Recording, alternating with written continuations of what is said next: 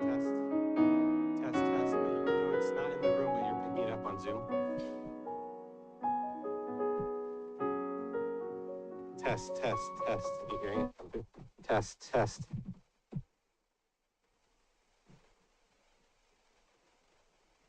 Test. Works. That means it works. But not right here.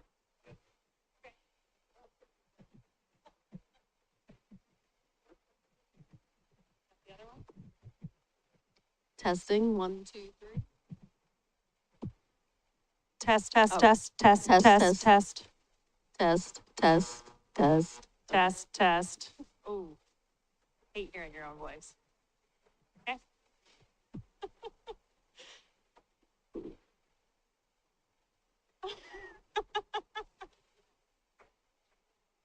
Good job, Scott. Okay, you ready to go? Okay. I think we're ready.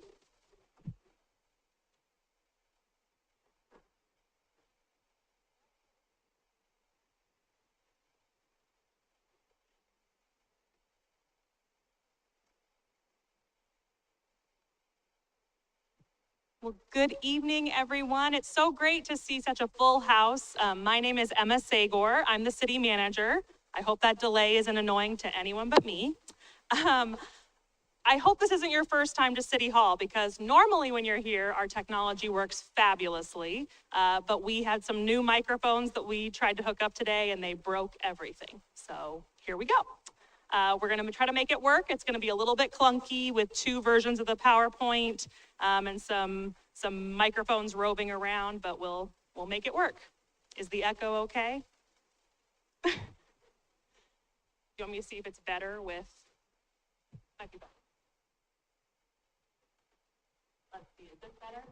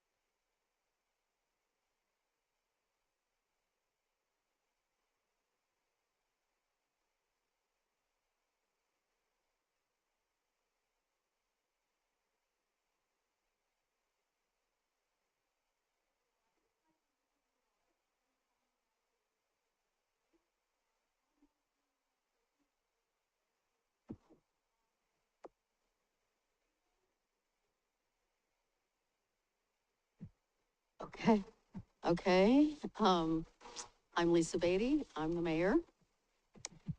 Hi, folks. My name is Will Anderson. I'm not going to yell at you guys. I'm Adam Costravati. I'm a city councilor. Thank you all for being here. I really appreciate the turnout tonight. Thank you.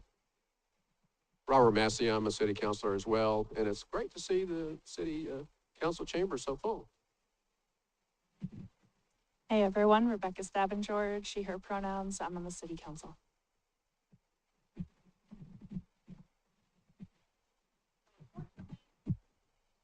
Unfortunately for our Zoom audience, we need to use these handhelds, so we're gonna have to grin and bear it through this slight delay. Okay. I'm gonna hand it over to Laura. Hello again. I know I just said hello, but I'm just gonna say hello again. Okay, so what is middle housing? This is kind of this classic graphic that kind of describes what middle housing is, right? So if you look over here on this side, you've got detached single family homes, right? This is kind of your lowest in scale. And then you've got all the way up through mid-rises that you'd see like in New York City. I know, I don't know what I'm supposed to do about that. It's not working, sorry. I can tell.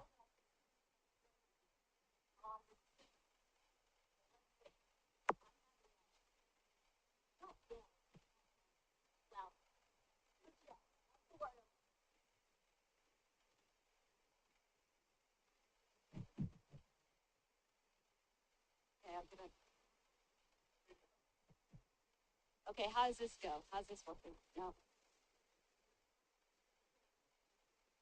Oh, so I just still amplifying it, even though. Okay, I am not good at theater, but I would give it a go. Okay, so detached single-family homes, right? That's what most of the city of Milwaukie is. About 65% of the housing in Milwaukie is detached single-family homes. Okay, then you go all the way up here to the biggest, where you're going to have the biggest buildings. You can house hundreds of people in these big units, you know, 12 families. So when we're talking about middle housing, we're talking about everything that's in between those two kinds of housing, right? So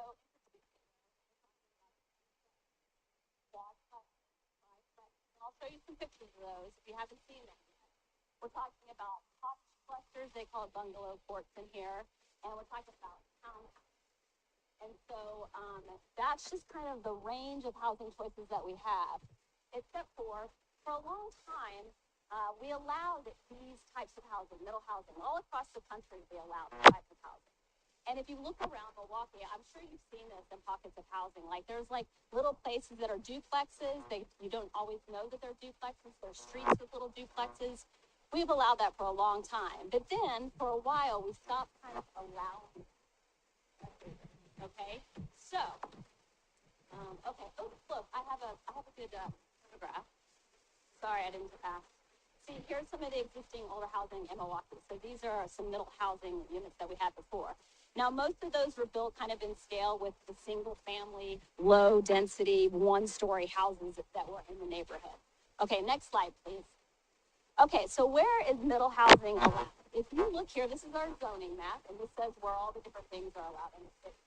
All of the yellow and the peach areas is where we allow residential. So as you can see, Milwaukie is basically residential. And up until recently, that was just primary single-family housing, which is why you see kind of a lack of middle housing options throughout the city.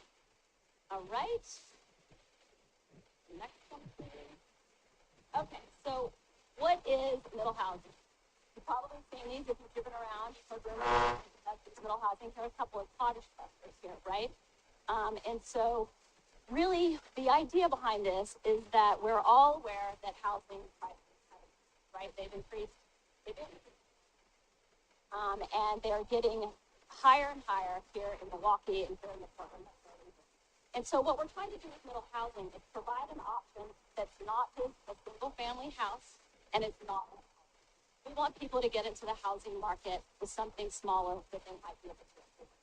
So what we're seeing these days is that so these cottage clusters, these cottages, the average cottage cluster in Milwaukie, individual units are going for about $475,000, okay? Now, a new single family house in Milwaukee is going for 700 plus. So therefore, you're getting an option in that middle range. $450,000 is actually way more affordable than a $700,000. That is what new construction costs. That is unfortunate.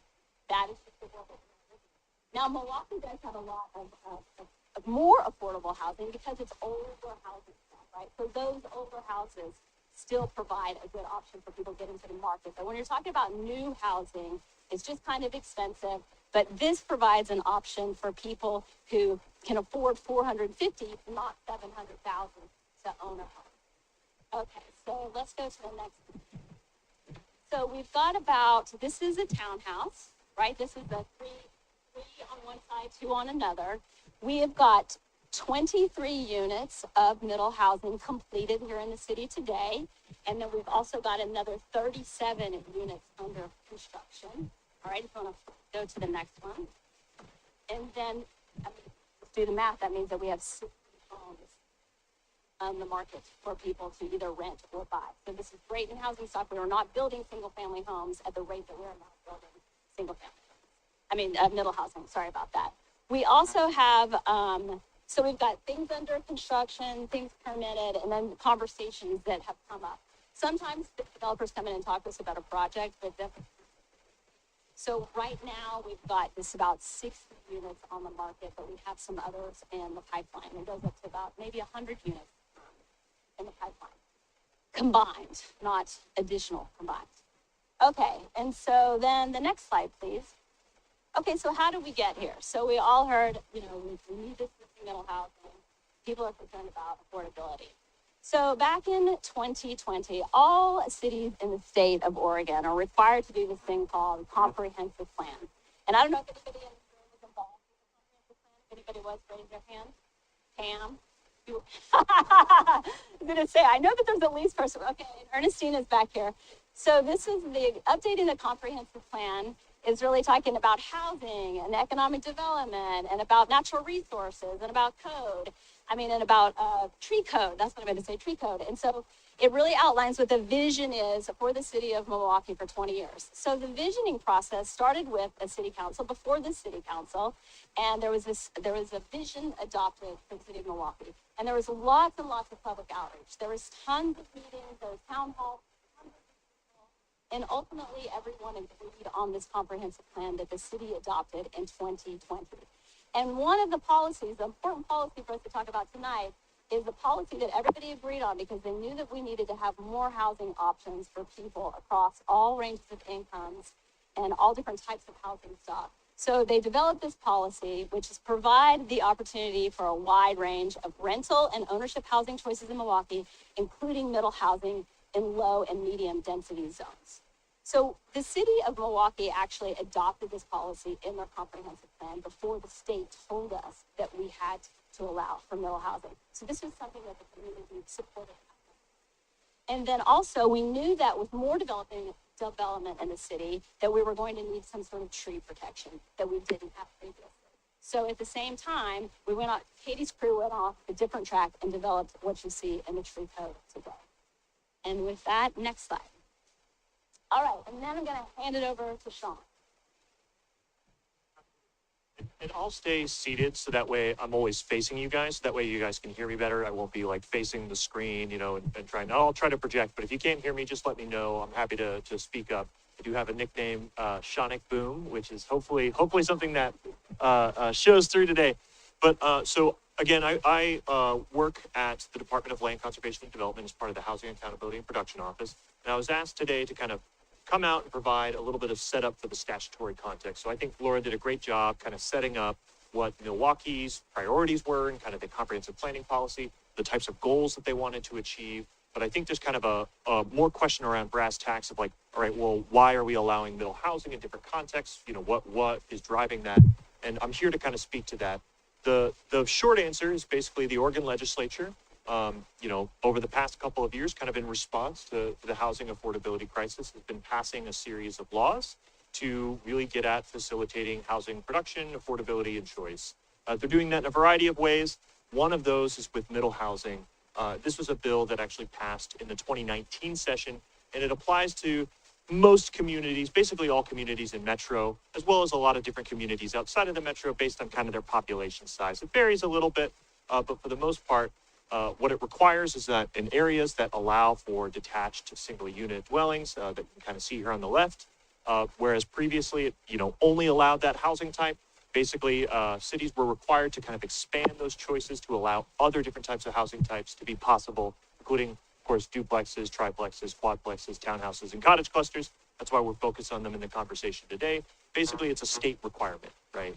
And so I won't go into the nitty gritty details of this law just for the sake of time. But in short, basically the legislature directed all these different cities, including the city of Milwaukee, hey, amend your development codes to allow these different housing options. The state's going to set parameters on, kind of how siting and design happens. So local governments have some choices, but there's kind of a range of options that exist to ensure that the housing is feasible.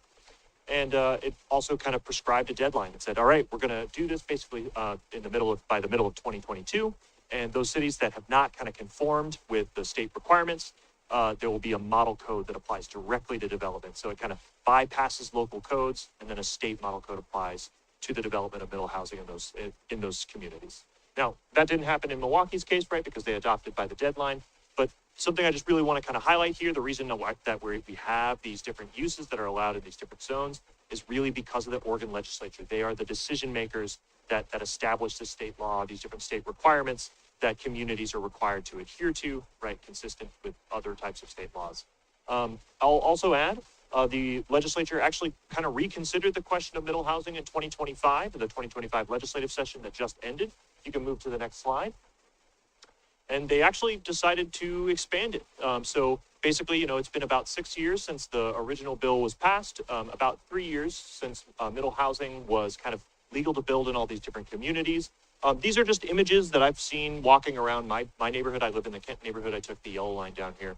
And, so there's different examples of construction that are happening, but the legislature kind of considered the question, all right, we're about 3 years into middle housing legalization. How are things going, and what changes do we want to make? What tweaks do we want to make to the existing laws to kind of, reflect our priorities? And what the legislature chose to do is basically make it more flexible, make it more kind of permissive, and to really increase the options that can be delivered to kind of facilitate, right, that production, affordability, and choice. So again, for the sake of time, I'm not going to go into the kind of nitty gritty details. It gets pretty technical pretty quickly. But the main thing is this bill passed this session. Some parts of the bill are going to be kind of more immediately effective. Others are going to take some time to implement over time. So there's going to be changes that kind of roll out that are going to require some updates to code, that type of thing, that are generally going to make things more flexible to develop. If we can move to the next slide, before I kind of pass it back, I think, one thing I expect that we're going to have a lot of discussion on in today's conversation is around kind of the high level or maybe kind of data oriented or maybe theoretical aspects of middle housing. But, it's been legal for about 3 years, and it's actually starting to have tangible impacts. Like there's development that's occurring, and, there are houses that are starting to enter the market. I actually just wanted to share a little bit of a personal anecdote just to, make some of the abstract a little bit more real. This is development that actually just occurred in my neighborhood, just kind of finished up recently, very recently. On the right here, that you can see there's this building that's next to a detached single unit home. It's actually 3 units. There's a front unit, a middle unit, and a back unit. In my neighborhood, generally speaking, houses range anywhere between like $400,000 for like a 100-year-old house, all the way up to like $700,000 for new construction. And, in this particular development, the unit sold for $290,000, and I actually bought one. It's a modest unit, 2-bedroom, 2.5 bathrooms, about 800 square feet, very much a starter home. But one of the things I really want to convey is there are no $290,000 homes in my neighborhood. This is something that actually wouldn't be possible without this policy. So, I'm a first-time homeowner. I'm somebody who benefited from the kind of implementation of this, and I thought I would share that because I think that's pretty neat. I think with that, I'll pass it back on over. All right, so then sorry, I just have to stand up. So another question that folks had is, what about parking? What's going on with parking? And so what happened is back in 2020, Governor Brown passed an executive order, and she said, the state of Oregon isn't meeting its climate goals. So we need to figure out how to reduce transportation-related climate impacts. And so she said to the commissions and agencies across the state, figure out how to do that. And so one of the things that they did is they looked at removing requirements for off-street parking for areas that had frequent transit within half a mile and a rail line within 3/4 of a mile. And you all already know this, but Milwaukee is very small. And so that 4x4 miles, 4.5 square miles, actually means that 80% of the city, we cannot require parking based on the governor's order and the rulemaking around that.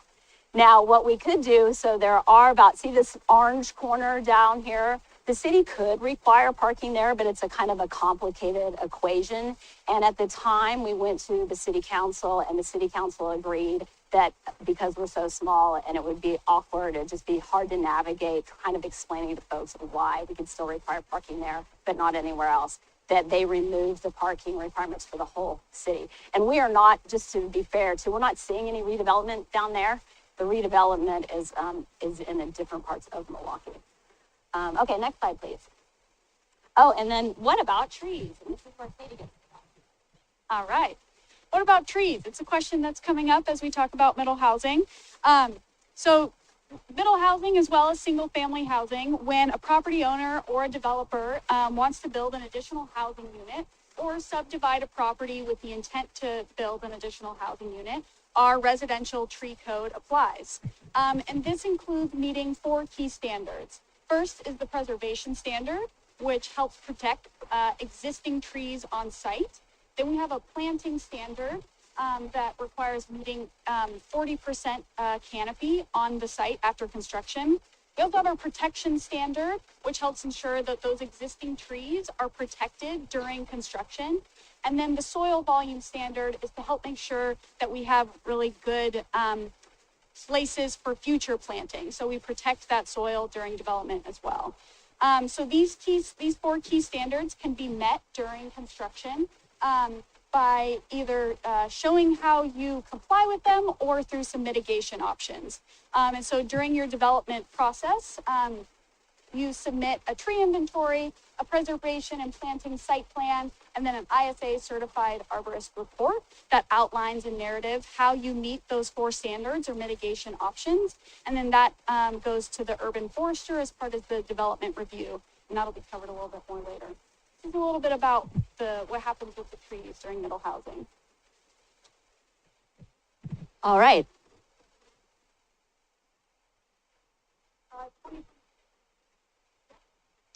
All right, and so just adding on a little bit is that what about middle housing compared to single family housing, right?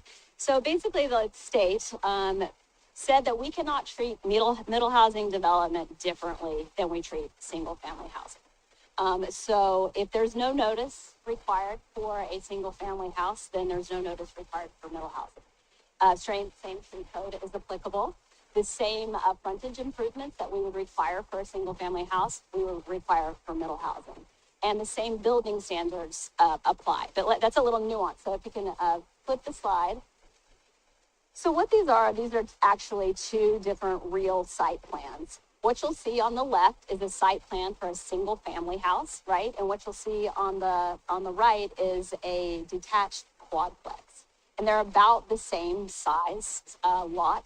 So one is, one's 5,600 and then the other one's 59. So basically what this means is that the setbacks are the same for the single family house. So you've got 20 in the front, on this one, you've got 10 on the side, 13 on the side. And then the same is true for the whole parcel. So the 4 that live inside that parcel, they have to stay in that same box that single family house does. That's the rules regarding that. It's kind of complicated, and we are happy to answer any questions about that during the question and answer session. All right, next one.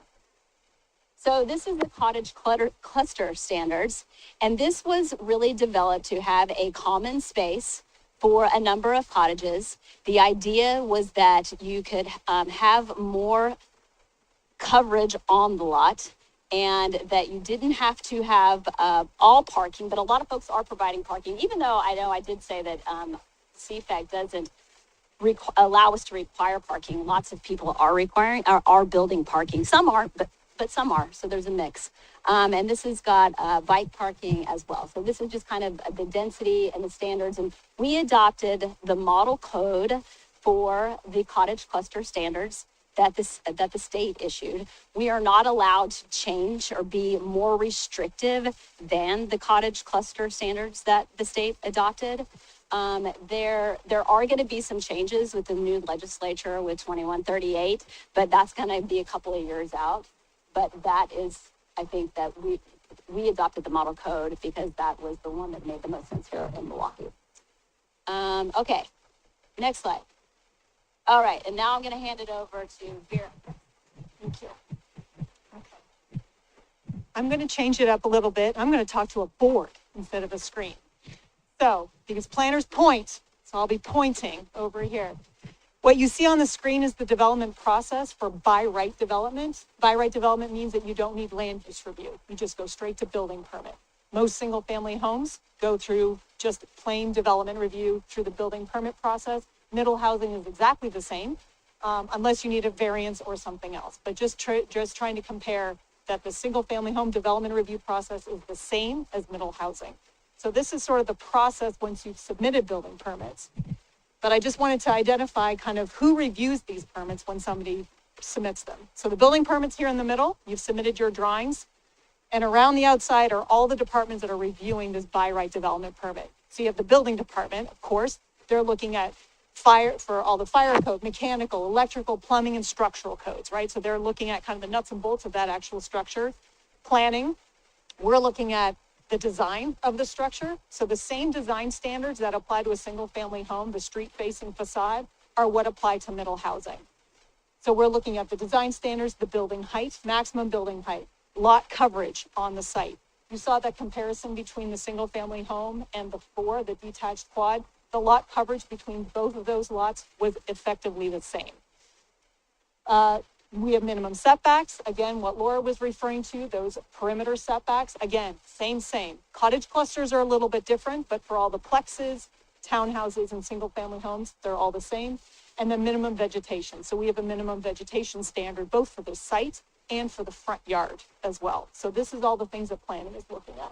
Engineering, and Jeff is going to go into this in a little more detail, but engineering is looking at the site access if they're providing a driveway, frontage improvements, public utilities, the system development charges that are tagged onto a building permit when you're adding a dwelling unit, and in compliance with our stormwater regulations. Katie and her team are looking at, again, the urban forestry, so they're looking at compliance with the tree code. That's all part of that development review process. And then erosion control, who's also on Katie's team, they're looking at compliance with the erosion control requirements for silt fences and making sure that nothing during the construction process is running off the site. So again, this is a by right development permit. And if the permit meets all of the requirements and the standards that we have, then it is approved. It complies, it gets approved. So just wanted to make sure that folks understood kind of same, single family home, middle housing, they're all going through that same development review process. Thank you, Vera. I'm going to talk a little bit more about the engineering portion of the permit review. One of the things that I look at when a permit comes in is right-of-way improvements. I typically look at this when a building permit comes in, but this can also be done during a land use review. So somebody's looking maybe to subdivide. Frontage improvements may include new sidewalks, new curb and gutter, and halfway street improvements, typically out to the center line of the road. Those improvements are limited to the frontage of the property in question. So I wouldn't be able to require improvements in front of a house, 2 houses down from the property. It's really just the frontage that's in front of the property.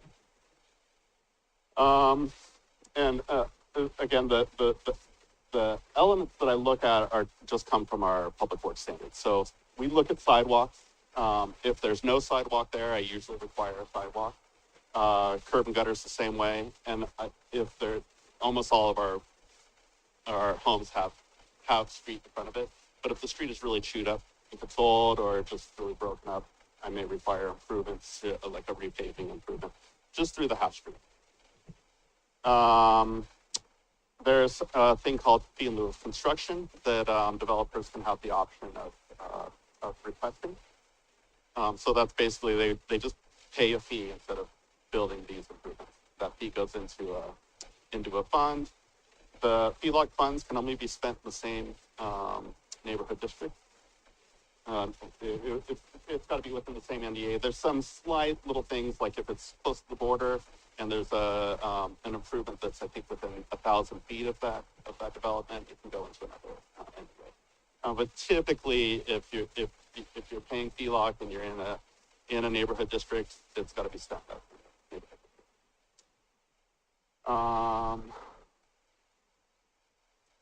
Typically, we'll look at FELOC if off-site improvements are too crazy, or if there's a capital improvement project that's coming in that's going to basically build those improvements. And that's essentially front-end improvements from the engineering side. That's all I got. Okay. So, one thing that folks might have heard about, because you may have received a land use notice about it, is what we call a middle housing land division. So, this is a kind of land division, like a subdivision, but it's really specific just for middle housing. An attached duplex or a triplex or a detached plex can all be divided. The whole purpose of a middle housing land division from the state, it was a different statute, that's Senate Bill 458. The idea from the legislature was it's an alternative to ownership to a condominium. So that, for example, that cottage cluster on Olson, 4103 Olson, that's a condominium. So they're all kind of tied together. It's one lot. We have multiple units and they can be sold, but they're tied together as part of an HOA, right? A middle housing land division allows actual lot lines to be drawn in between the plex or in between the units. And the state statute is really specific about how we review them, what we're allowed to ask for, what the approval criteria are. It's really tight. There's virtually, unless something is really wrong with the plat that they submit for that land division, it's going to be approved. This is an example of an attached triplex being divided. The perimeter setbacks have to be met as far as the base zone, but you can draw those interior lot lines kind of wherever you want, subject to building code requirements. So the idea, again, is to create individual lots for those middle housing units. They are still all tied together. This is still a triplex development, but each unit can be sold with the land underneath it. It almost always have easements. There's always something happening underneath those lines for either utilities, or in this case, they've provided a driveway and a little parking area in this graphic. But for the most part, we have separate lots for those middle housing developments. And that is something that if folks received a land use notice for, we were required to provide notice for that. Sean mentioned the House Bill 2138, which was just came into effect with the governor's signature. That has changed those noticing requirements. So just letting you know that a middle housing land division could be submitted and abutters may not receive notice. There are processing changes that came out of that House bill, and the expedited land division process does not require noticing to abutters. So you may not receive a notice, but again, it's only about drawing lines on a piece of paper effectively for that middle housing development. Next slide. Oh, sorry. Thank you, staff. Okay, folks, we just threw a ton of information out at you. So before we kind of transition to the discussion part of the evening, I want to do a little bit of a summary. And I just want to, I mentioned it at the beginning, I was a little flustered with all the tech difficulties, but why are we here? All of the history that my staff just laid out for you, that was 4 or 5 years ago. Well, as you all know, it's here, it's happening. These are starting to be built and pop up near you. And with that, and we totally understand why this is, a lot of questions are coming our way. So we put this event together so that we could help answer those questions, so that we could clarify what has been done based on policy that your council has adopted, what has been done based on policy we've been required to adopt by the state, and what leeway we have as a city to interpret this direction from the state. So that's what I meant to say at the beginning to kind of set the table. Here's the things that we just learned from all those great presentations from my staff. The first is that cities, Milwaukee included, cannot put stricter regulations on middle housing than they do on single family development. You could all vote at the end of this meeting and say, we want you to, and we couldn't change state law. That is state law. Milwaukee cannot treat middle housing differently than single family development since House Bill 2001 passed. Let's talk about parking. We get a lot of questions about parking. I totally understand why. Cities also cannot require off-street parking in places where those climate-friendly and equitable communities or CFEC rules apply. As Laura explained, that's 80% of the city, and City Council previously chose to apply that citywide. So we are not able to require a developer to put in parking on any of these developments. Number 3, we have to adopt code that is compliant with state law. That's kind of that first one, and we have to make it so that we don't treat them differently than single family homes. As of 3.5 weeks ago, is that right, Sean? When House Bill 2138 passed, state law now defines middle housing as attached and detached plexes. So I've had the chance to talk to some of you about the middle housing in your neighborhood, and I know this was a piece that we were really interested in because the city of Milwaukee was allowing detached plexes before we were required to by state. Now, state statute says middle housing includes both attached and detached. We are not able to be more restrictive than that. Number 4, cities are mandated by the state to review development through clear and objective standards and to issue permitting decisions within strict timelines. I often field questions of, well, why can't the city just do this? Or why can't we make it harder to do that? Because we could get sued because we are required to follow state law and we could not, again, make it disproportionately difficult to build middle housing compared to single family housing. And then finally, we get a lot of questions about, wow, there's so much density. How are they getting trees on there? How are they meeting fire safety codes? The building and tree codes apply to middle housing just as they do any other development. So if you have questions about a development near you, how is this meeting our tree code? How is this meeting our building code? You can ask us and we can share that information. But just so you know from the development review process, we aren't cutting any deals. We need to follow the code as it is written. You've heard a lot from staff on how we implement the code. And if you're not really familiar with the council manager form of government, this is kind of a nice illustration of it. This is your council. They adopt policy. They adopt the 30,000 foot legislation and vision and direction they want us to head. And these are your staff. We do the day-to-day implementation of that. So we wanted to have both folks here tonight to answer the kind of nitty-gritty of the day-to-day reality, but also that policy context of the why are we doing this? What could we be doing? What do you think we should be doing? These guys can answer the should. These guys can answer the how we do what we've been asked to do. But again, this is new. I know it's popping up next to you. I know you have legitimate questions and concerns, and we have fielded those questions. So we wanted to pose a few themes or topics that council, from our policymaker perspective, could consider looking ahead, given that context of what we're required to do by state. So one thing we've heard a lot about is how these things look.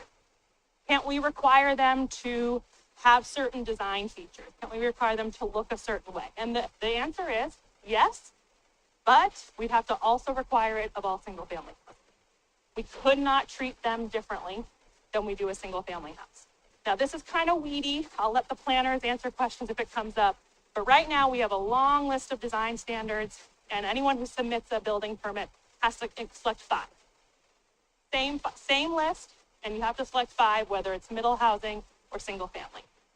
Council could consider saying you have to have these design standards.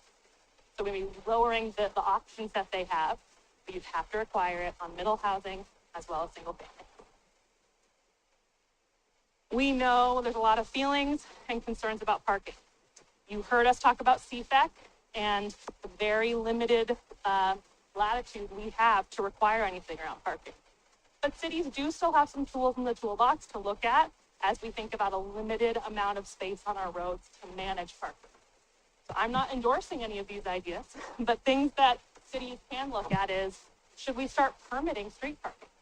If you're worried about space on your street that is open for public parking, our neighbor to the north has neighborhoods where they permit it, and residents get permits and non-residents don't, or you can purchase a permit. There's a lot of different permitted parking programs all around the country. You could look at car share programs. We don't have any car share beyond, I think, like Zipcar, maybe somewhere in the city.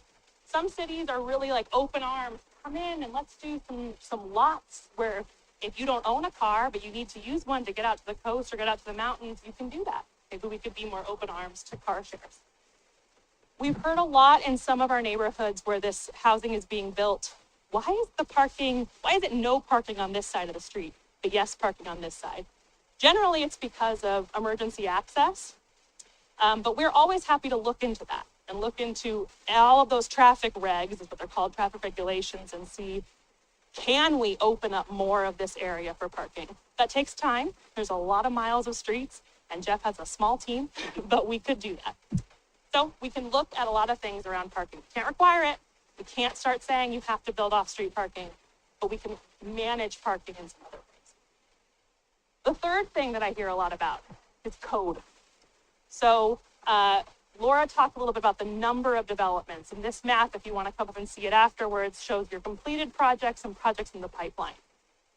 This is a lot of development for a landlocked city that doesn't, I think, see a lot of housing development. And when you live next to a construction site, as I know some of you do, you live and breathe every day how good your contractors are. There's a lot of rules those contractors are supposed to be following, and we need to enforce those rules. My code enforcement team right now is really 2 people.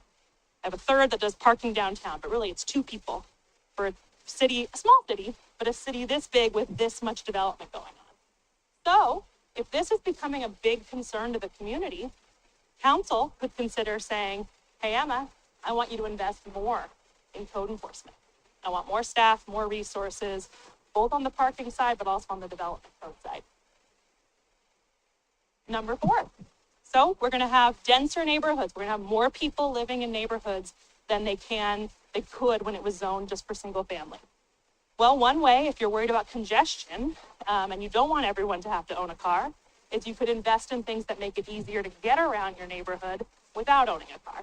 So that's things like adding more sidewalks and bike infrastructure, so it's safer for families to walk and not always hop in their vehicle. It could mean making it more convenient and easy for commercial businesses, maybe corner stores, those kinds of things, to locate in neighborhoods.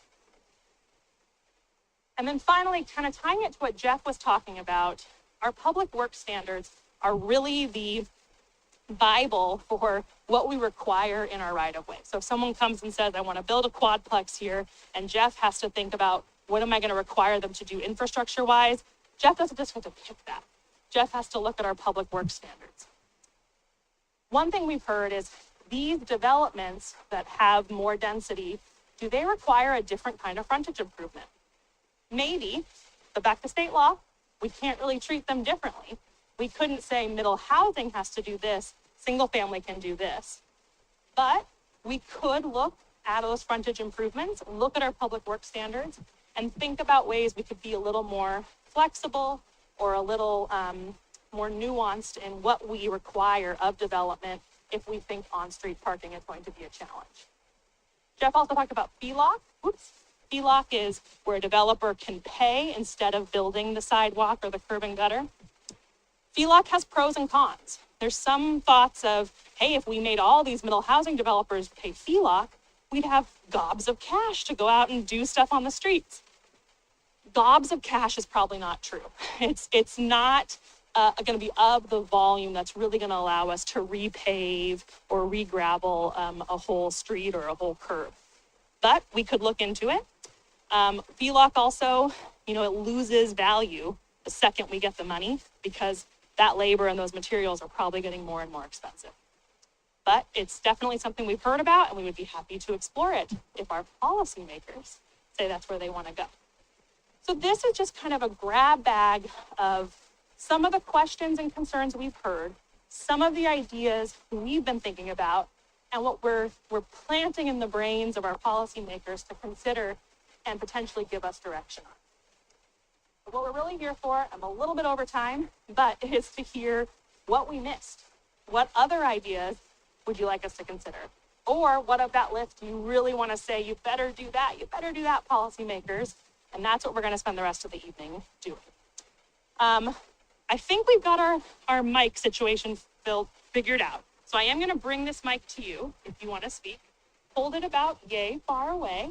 Speak as loud as you can. I have a booming voice. I'm not the Shonic boom, but I'm the megaphone. So I will try to reiterate your question. And here's what I'd ask you to do. I'd ask you to state your name, state your city or neighborhood of residence. And this is kind of a weird one, but if you can, say if you want a response or not. It's totally fine if you just want to get up and say, here's my piece. I just want you to know where I'm at. I don't need to hear you respond. But if you have a question or you'd like to hear where council is at, please let us know, because then I will direct it to our panel and make sure they answer it for you. We do have a few folks on Zoom, so Scott is going to watch them and we'll intersperse them with our folks in the room. Joseph, who's back there, was going to live note take so you could all see the questions being written down. Our tech issues have made that impossible, but please know that he is doing that and they will all be added to our event summary so that we can, at the end of this, put online a very transparent, here's what we've heard and here was our response. I will also, and I might ask Brett, I know you're not really here, but if someone wants to write a comment, doesn't want to speak, we have a little basket over there and you can shout out to Brett and Brett can come bring that over. Folks are going to have 3 minutes. That's kind of our typical length for if you ever come to a council meeting. We're not trying to be rude. We just want to make sure everyone in here, if they want to talk, gets a chance to. Council President Anderson's going to time you with our little system and then gently, cane you off the like, da, da, da, da, da, da, when you get to 3. Thank you, Mayor. Okay, let's see. And then, as I said, counselors are going to provide their closing remarks at the end. So if you have a question, say you have a question that's like, I want to know where every single one of these counselors would be if they were voting on House Bill 2001. I might not ask them to answer that right now. I might say, write that down and say it in your final reflection. Because we really want to hear from you folks during this piece. Final reminders, please be, oh yes, question. Oh yes, sorry, almost there. Final reminders, please be respectful. This is a hot button issue. Feel what you gotta feel, that's totally fine. But let's just remember that we're all trying to do our best. Limit questions and comments to 3 minutes. Let's just be mindful of audience noise. If you guys all start talking to people at home can't hear and our panelists can't hear. And then you may have a great question that we can't answer. And we will be really honest about that. We will write it down and we will make sure we get an answer by the time we post the meeting summary. Okay. Thank you, Laura. Yes. If you pre-submitted questions via Engage Milwaukie, we tried our best to sprinkle that information through the presentation, but we will also be including all of those in the event summary, so you'll get to see the full written response that way. And we have an FAQ up here. If you didn't grab one, we've got them and we can print out more. This is just sort of a recap of all that information that was shared by staff. Okay. Want to go first? Okay.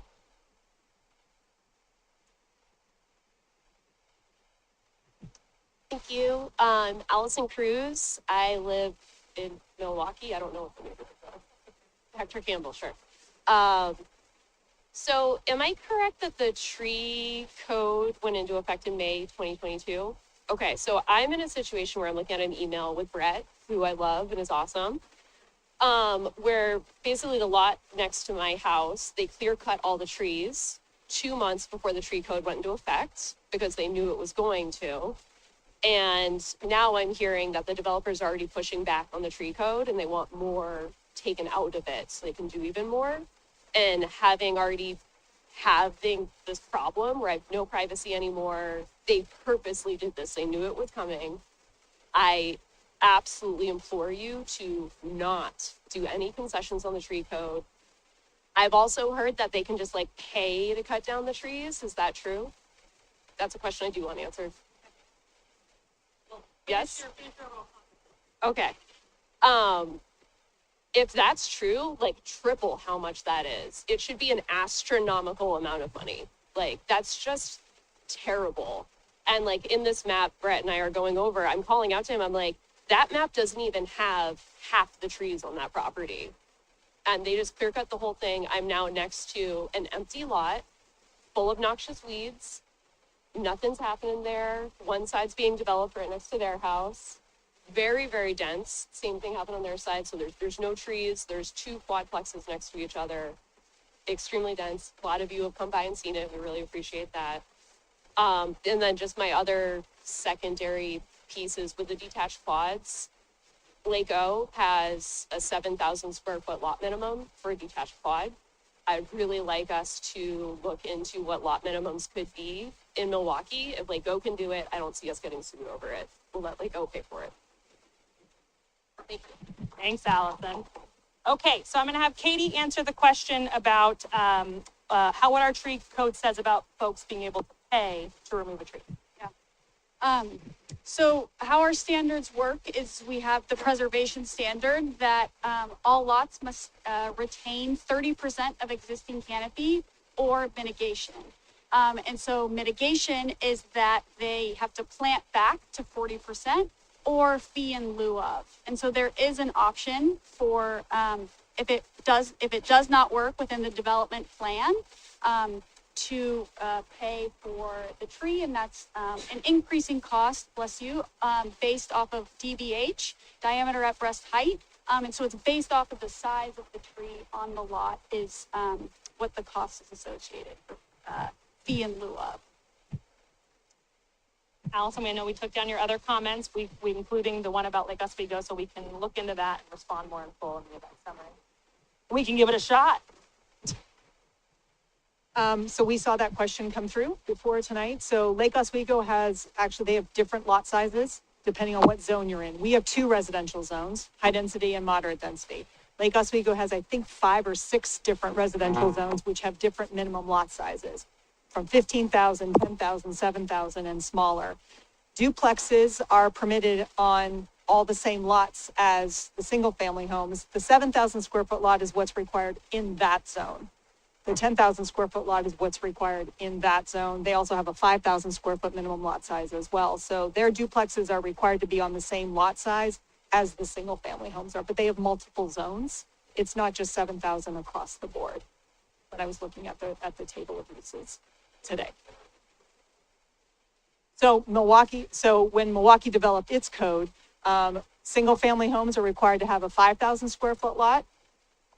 In the moderate density resident, that's the big yellow, the moderate density residential zone. Middle housing, but for cottage clusters. So cottage clusters have to be on a 7,000 square foot lot, but all the other middle housing is allowed to be on a lot as small as 3,000 square feet. However, you still have to meet lot coverage, vegetation, tree code, all of those things all still apply to setbacks. They're all the same based on the lot size. So the idea being at the time that maybe this is a way we can encourage smaller units, that the box that gets built on that lot is proportional to all of those development standards, but the units inside them would be smaller and therefore hopefully less expensive. I won't call them affordable, I'll call them less expensive. So that was the idea of how we approached our code. Okay. Sir, I think I saw your hand before here, so I'm gonna go here next. So correct me if I'm wrong. My name is Rob Reynolds. I'm Hector Campbell, part of Milwaukie. Too bad. But correct me if I'm wrong. The law that you guys are using said the residency had to be 25,000 square people, 20,000 people. Is that what the law said? Yeah, I can speak to this. So the term is large cities. It includes cities outside of metro that have a population of 25,000 or greater, but inside of the metro, any city that is above 1,000 in population is defined as a large city, as well as the urban unincorporated areas, counties. So places like Gladstone, So in the metro, much lower population thresholds and includes a lot more area in the metro, defined as quote unquote a large city. I'll also add future changes to state law actually extended this to Tillamook County and the cities therein. So there's some nuance. We use the term large cities just because it's easier than saying, well, cities above 25,000 outside of the metro and then inside of the metro, the extensive list of what actual jurisdictions apply. Can I just need clarification because the way it looked is that Milwaukee wouldn't fit into the classification. Milwaukee's a large city. Okay. Yeah. Okay, so if it's a large city, then why aren't you taking care of the existing residents? I mean, how does this middle housing help any of the existing residents? What benefit do we get from you allowing this to happen? I have developers telling me that you won't allow single family housing on lots. And yeah, that's true. He told me directly. I watched him.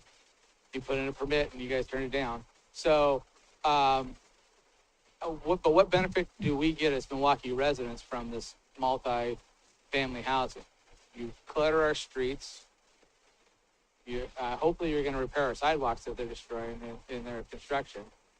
I don't know if you've been on Home Avenue, but they wiped out part of the sidewalk where they're working on the new housing. Hopefully you guys are going to make them fix that.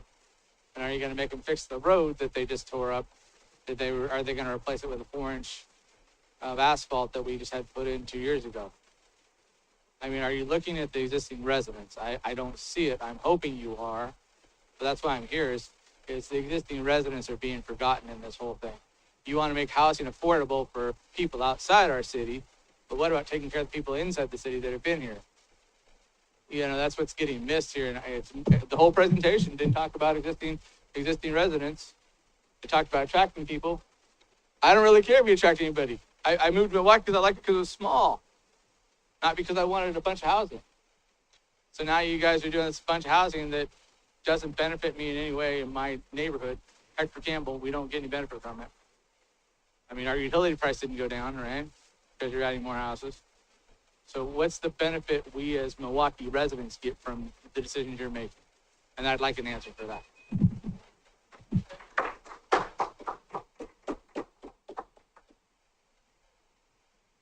Just a question for clarification. So when you're saying Milwaukee residents, you mean Milwaukee homeowners, not Milwaukee residents as a whole? But not including people who rent in Milwaukee.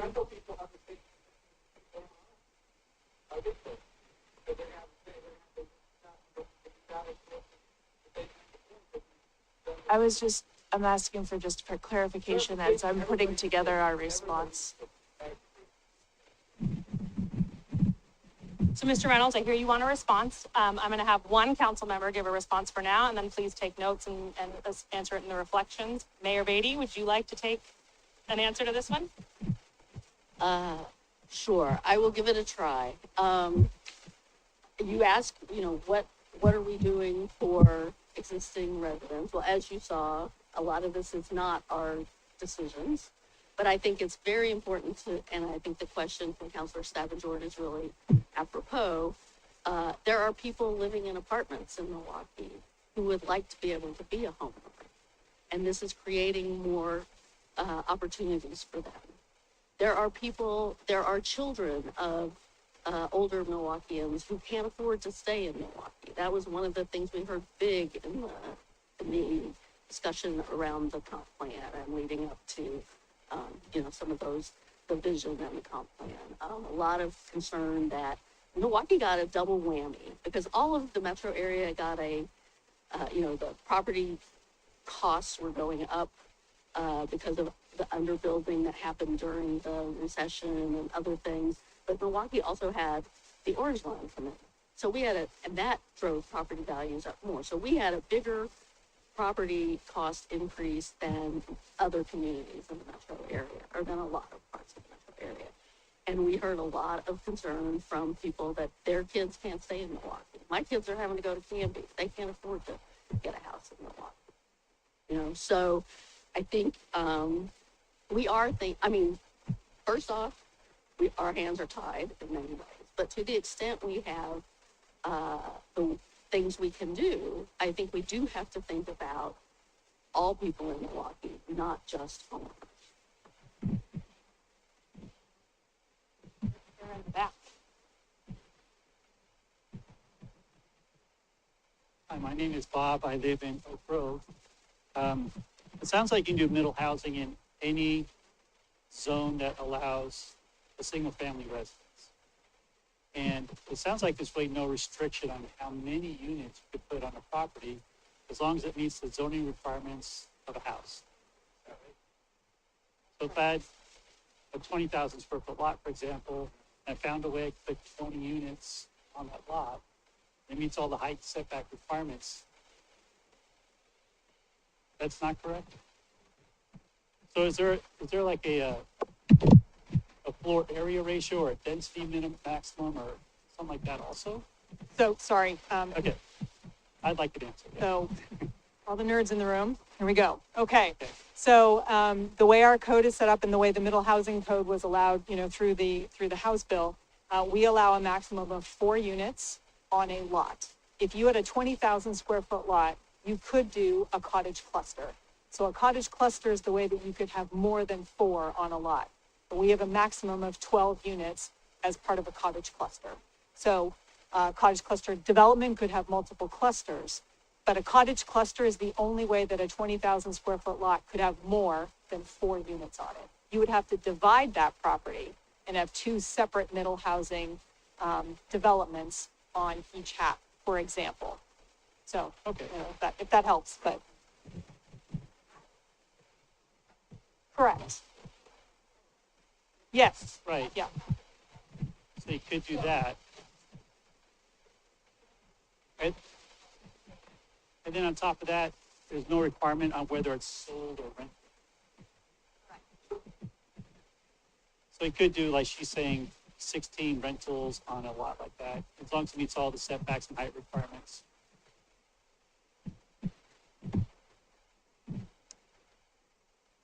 And I know the microphone that doesn't seem to work seems super silly, but it's important for our Zoom audience. They can only hear if you have it somewhere in the vicinity. So thank you guys.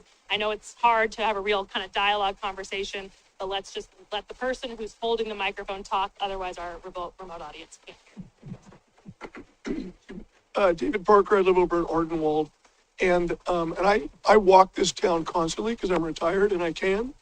But the thing that I think that gets missed in this is kind of what the gentleman up there was saying is it doesn't seem like the neighborhood is taken into effect of the situation. So on the micro level, the lot meets all the laws, but it destroys the neighborhood, right? You take the one in Olson. That place looks really nice. There is no place to park on there. That street is too narrow to have people parked on both sides because it's a through street, which everybody uses because they don't want to go up and down Johnson Creek. So they run through there. The school buses come through there. It just doesn't make sense. Nobody seems to step back and look at the macro of the neighborhood and see what the effect is. I want more housing there, all right? I'm all for it. It shouldn't have been 8. 6 would have been fine, or 5 would have been fine, and then they would have had room, and they would have been forced to put in some parking, and the neighborhood would have been kept whole. That's the problem. Sure, would you like a response?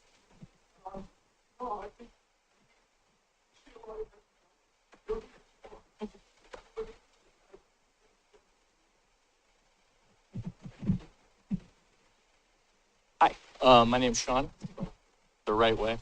I I know, I'm sorry, Sean. I know. I am, we have a thing going with all the Seans. We live in Ardenwald and in a fairly small house, about the same square foot as one of the cottages in the clusters. And going to the question about how this benefits Milwaukie residents, all Milwaukie residents, I keep hearing the tagline that this gives people an opportunity for homeownership. And when I think of homeownership, I think of land, I think of privacy, I think of the opportunity for appreciation, and then I think of all of the things that went into the movie The Money Pit, which is everything else, the taxes, the water, sewage, garbage, non-equity costs that add up and eventually overtake rent in many cases for similar priced properties. And so doing the math on a $250,000 cottage cluster for 800 square feet, you end up, if you take that out as a mortgage at 7.5%, you end up with about $40,000 of equity over 10 years, which is not a great investment when you compare that to a $1,700 two-bedroom rental apartment, which overall would put you $100,000 ahead total spend over those 10 years. And so what this is doing is giving people the opportunity for home ownership, and that is allowing them to take on life-changing debt with an asset that will only depreciate over time and is shared on a lot with 15 other people they don't know, they can't control, and have no protection against. And so it's a simulacra of home ownership. Ultimately, you have a freestanding structure, you have a place where you can sleep, you have all of the debt associated with it, $250,000 again, compared to our lot with land for $350,000. And yet you get none of the benefits. On top of, with Proud Ground, allowing only 25% of the appreciation to go towards the home buyer at point of sale if you can sell it after that's done. Meaning all of the risk is on you with the mortgage and none of the risk is on the actual party that can benefit from the sale. And so this is really predatory. The cottage clusters, and I know this isn't all the same. Duplexes are fine. Triplexes, there's plenty of research about that. Cottage clusters, by the numbers right now, feels deeply predatory, which is a cruelty to Milwaukeeans to say that that is an opportunity of home ownership. So I'm a CPA. Just to back that up. I don't need a response. Sean? And Sean, you said you didn't need a response, right? Okay. Dylan? Dylan Cruz, resident of Milwaukie. I live next to the Harrison Street development that many of you have come by. Really appreciate everyone's time and consideration on this. This is great. I just want to tag on to a couple of things. You used the photos there of some of the townhomes, the duplexes, the triplexes by us as good examples of us. And those are solid houses, right? They look good. They've got some space. They've got a little driveway, a little vegetation, yard. It's good. I've been hammering on the detached lot issue, and obviously 2138, we're now hearing that that's, the base statute. It's a real end around, I think, of the balance that the original legislation was looking to achieve, predominantly around the issue of having some sort of shared community space. If you've been to the Harrison Street development, I know many of you have, that is a special snowflake of a project. It's a real race to the bottom over there. The houses are about 6 feet away from each other. You can touch it. They clear cut everything because they squeezed it in beforehand. They've asked for multiple amendments to it. Katie, the trees over there that they're required to plant are already all dead. They let them all die. They've been fined thousands of dollars. It's an ugly, rough project, and it's a real black eye, I think, on what this city and the state is trying to do over there. And so that might be, an isolation in of itself, but I think it's a pretty good example of what we're trying to avoid here in terms of these concerns about the way that they're cutting this up and squeezing it out. The cottage clusters would have given you that balance, right? But because they can grab that extra unit or two for their bottom line, they're squeezing it in there, and there's no light, there's no vegetation, there's no space. And he's going to list those 800 square foot units in the back for $350K.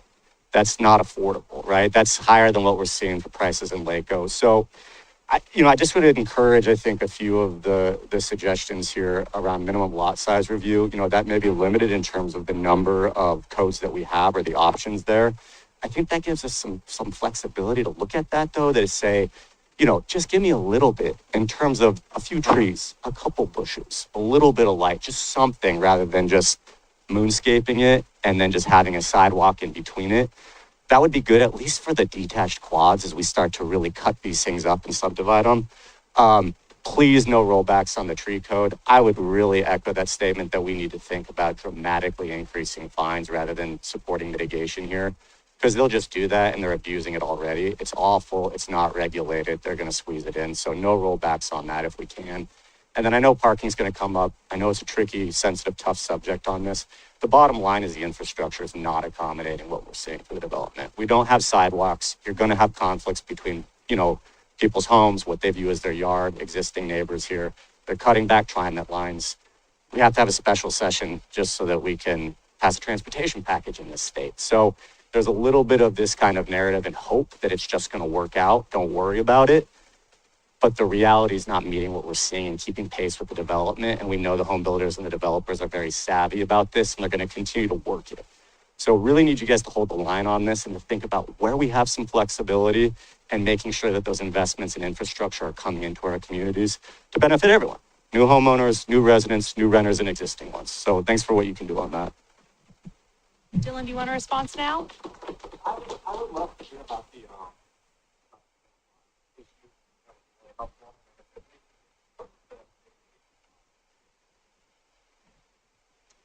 Want to use that one?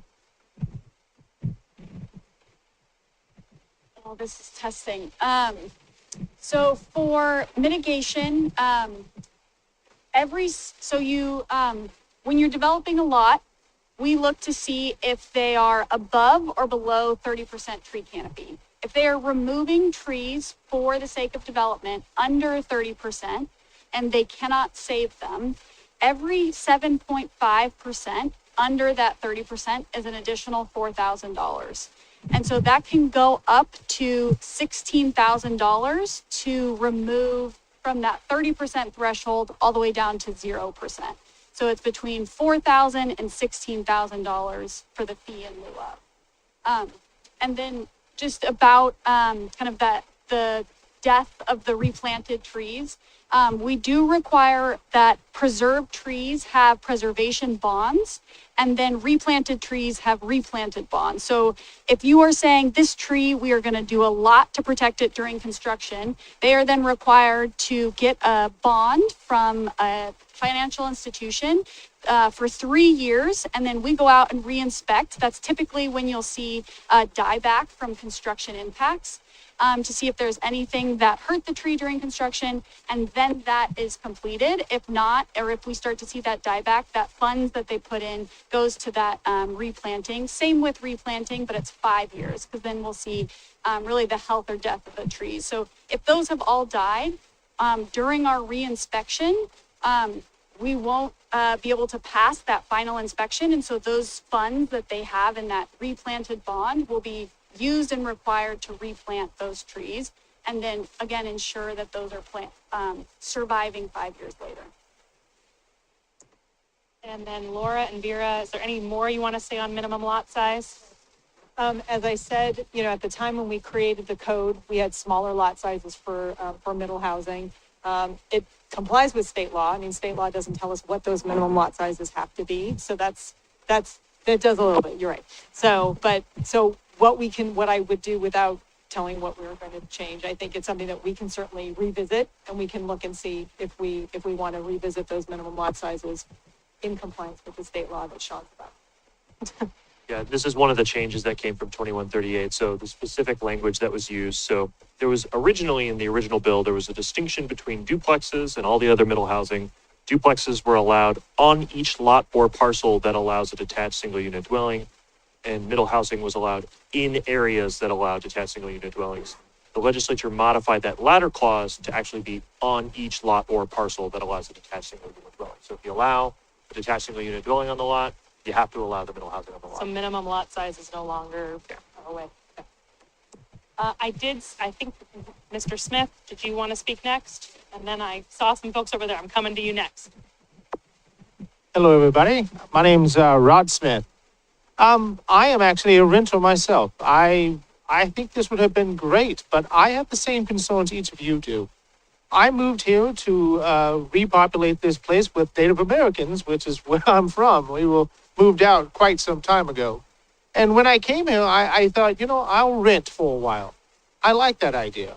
I like getting my feet wet, learning what this place is all about, and repopulating with my own children. Here's the problem. I can't own a home here. And honestly, I do have the same concerns as you do, especially you, Sean, spelled correctly. I've done the math too, and it comes up the same way. My question, and it's perhaps more basic, the individuals who own these properties, these little bungalows or cottages or whatever kind of moniker you would like to place upon them, there's a question. Let's say a scenario, one of the individuals owning one of these positions cannot pay. This happens. What happens to that property? Does the bank then own the property? If the bank owns the property, does the bank then have the decisions to do what it wishes with the properties? Could it then collect each one like a Pac-Man, if you will, and gobble up the properties around and decide to destroy all the cottages and something brand new or unwanted is moved in there? The considerations that we have has to become some sort of moral value for the city of Milwaukee. I love Milwaukee. I have been here for 14 years. I don't want to rent forever, but I'm willing to do so if it keeps the Milwaukee I know with the farmer's market, the river real close, and groceries. I'll be the one who takes that little hit in the nose and be okay with that.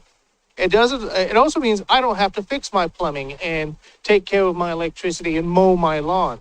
So I'll be lazy and I'll just take care of my 3 children.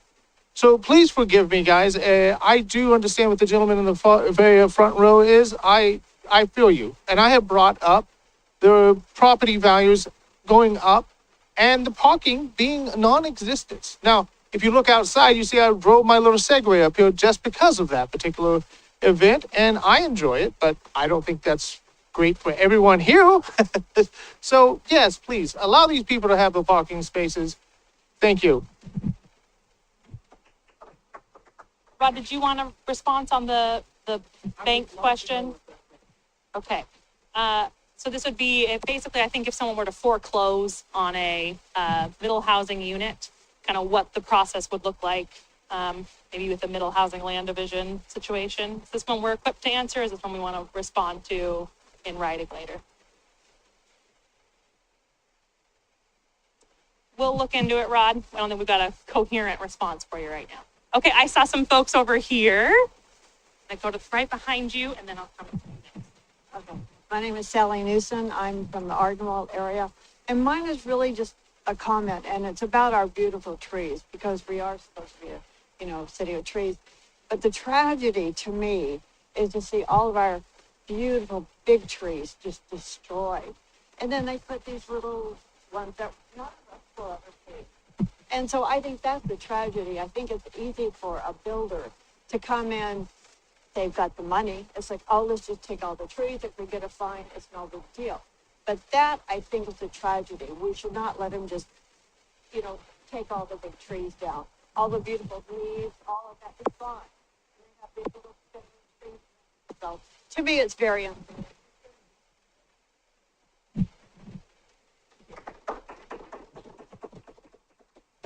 Hi, my name is Joanne. It's Joanne Macy. I live in Waverly Green. And I'll make a comment about parking. And this is just from past experience in a previous city, Portland neighborhood I lived in. Some developers came in and wanted to build some large apartments in our area. And they wanted to put just 1-bedroom apartments in all of these, which would increase the apartment substantially in our neighborhood.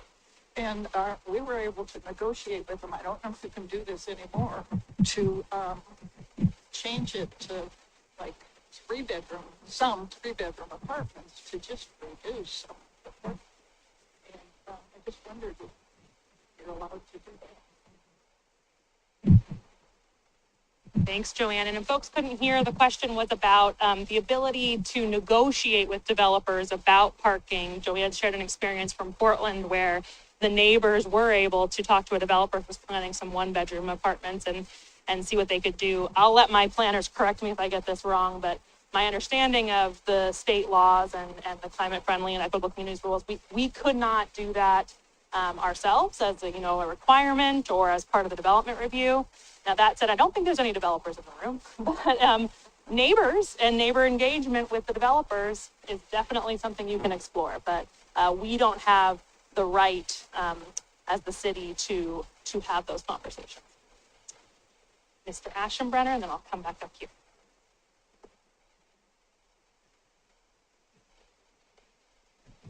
Dave Aschenbrenner, Hector Campbell neighborhood. Kind of got several things, but I'm just going to stick to a couple of them. One is, recently we rebuilt Home Avenue. I live on Home Avenue, got a nice sidewalk, but it's really questionable about where you can and cannot park on that street now. We've got little grassy areas with little white signs in them. Can you park there or not? Nobody knows. Nobody will say. That's just one thing. Second thing is, if we're going to add this amount of density on these housing and we're not providing parking, people are going to still park. Not everybody's giving up their cars yet. So I really think the council needs to up the code enforcement. There needs to be more. Because right now, the two people can't even keep up with what they've got going. To my understanding, they are already overwhelmed.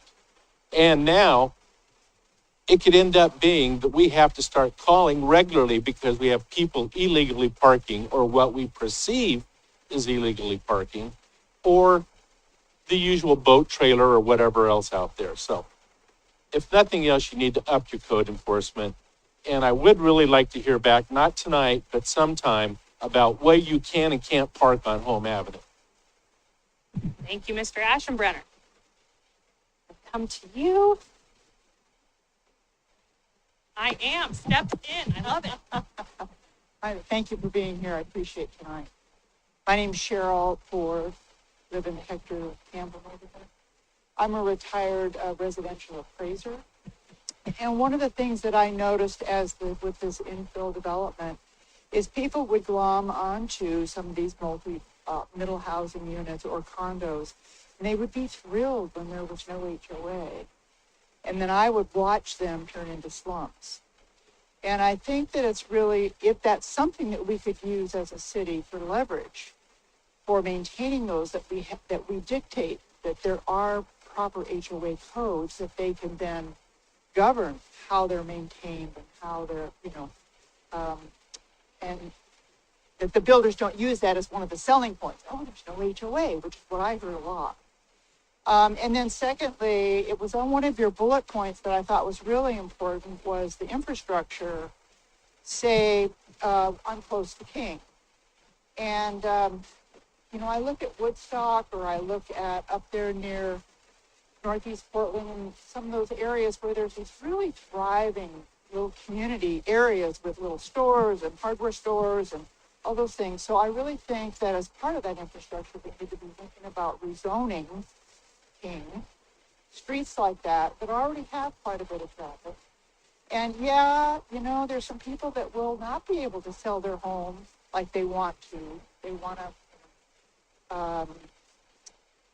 but I think that would facilitate this process of some of the parking issues and some of the other problems that I foresee.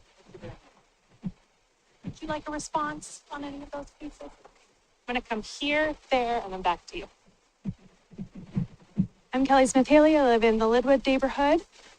We have a situation where our neighbor's generational beautiful ranch was sold, flag lotted for 4-bedroom, 3-bath, enormous homes will be built there, which will not be affordable.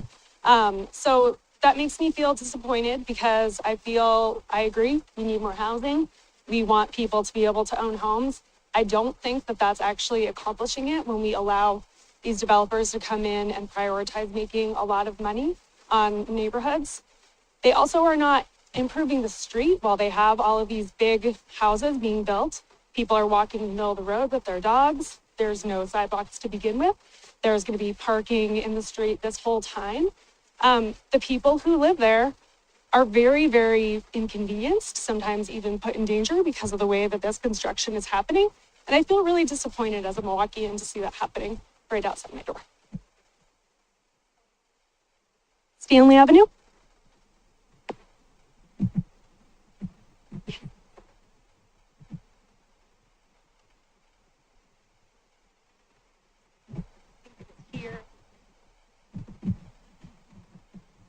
Hi, I'm Rita, and I live in the Ardenwald neighborhood on Olson.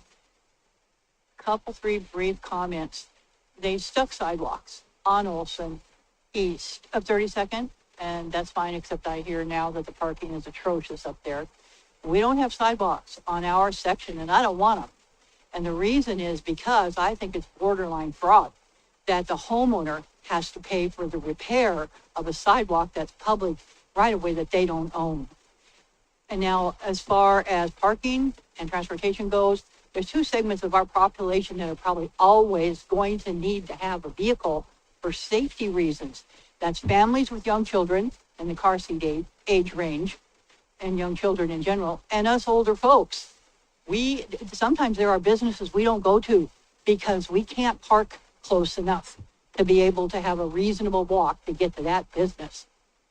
And I say at every single meeting that I go to, we need to maintain parking for those several different reasons. And we homeowners are the property tax payers. My husband and I look at each other, we're in our 70s now, we say, what would we do if we were starting out today? We wouldn't even consider trying to be a homeowner, especially at these confiscatory prices. And yeah, we need more affordable housing, but at what cost to the neighborhood? And also, if they can take your property from you after 3 years of not paying property taxes, do you really own it? Not really. Okay, I had these two gentlemen over here, Heather, and then here. I'm so sorry if I'm getting these in wrong order. Okay, thank you. Crowdsource me. I'm doing the best. Before I lose my nerve. My name is Amaya Blanco Chapin. I live in the Hector Campbell area. I've had some of the council members come look at our property on Harrison Street a couple months ago. I appreciate it. There's a couple things that I kind of want to know a little bit more about, so maybe it's like a two-part question. But one thing that I noticed during the presentation that I found helpful was learning about the fee in lieu of, so I guess that's for the penalty for taking down the trees. And then also, and I could be mispronouncing it, the FILOC, is it FILOC? So that kind of seems like a way for city to push back as a means for us to push back on what's happening, because it seems very clear that we're being told over and over this is happening whether you like it or not. So my question is, it seems like there are ways for us to push back with those waivers or with the FILOs, and I kind of want to see if there's been discussion of it, whether that be requirements of common spaces, penalties for houses sitting empty that don't get bought or rented, and maybe I think one of them was on their effective infrastructure, right? Because we know that these houses aren't being built with effective infrastructure, and I want to know if there's a way for us to push back on approving these projects or saying these needs need to be met before we can approve them. And I guess my second question on top of that is there an appetite from council, specifically the people that are running in the next election, to do these kinds of steps to help protect the citizens and residents that live in Milwaukie? Because frankly, this all feels like a big land grab. And once the land's gone, it's not coming back. And that makes me really scared for Milwaukie. And I also think it defeats the entire purpose of this entire legislation. So. Thanks, Amaya. And my apologies for missing your hand. On the fee lock and fee in lieu, I'll say a little bit and then I'll have my staff kind of fill in. So fee lock is one area we could look at. We kind of put it up on this one as a place. The challenge is we can't require, again, something disproportionately of middle housing that we don't of single family. Today, any developer, whether I'm building a single family home or a middle housing home, can ask if they can do fee lock, and sometimes it's cost effective for them. I will, out myself. I'm building a home in Island Station, and I requested fee lock rather than build the sidewalk. I can talk about that after this, but that's just one example where I think, it may feel like a way we could wedge, or we could hold developers more accountable, but in some cases, developers might find the fee lock actually an easier way out than doing the improvement. But we could look at our public works standards. We could look at this whole process of our development review and think about ways that we could change our behavior. We just have to treat single family developers the same as middle housing developers. Is that true, Jeff?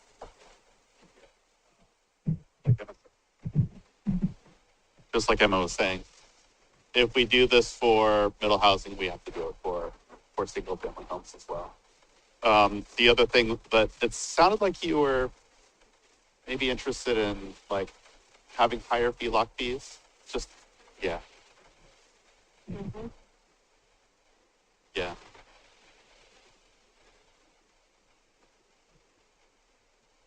We can't really, we can't put undue VLOC costs associated with the right-of-way improvements. We can get in trouble for that. And I can't remember there was some past precedents like court. Yeah. So this is, there's something that folks should be aware, we learned this in planning school. So the US Constitution has the Fifth Amendment, which is a right against takings of land by the government without just compensation.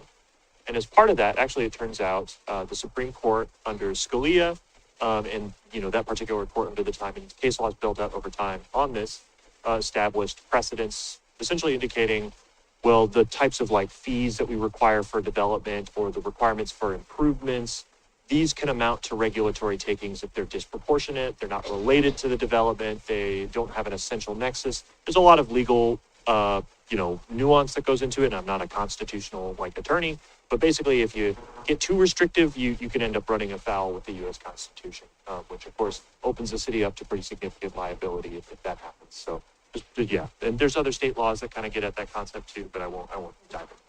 And Amaya, just for the sake of time, I'm gonna ask the council to be prepared to answer Amaya's second question about to the council members when you do your debriefing. Okay. There's a lot of hands, folks.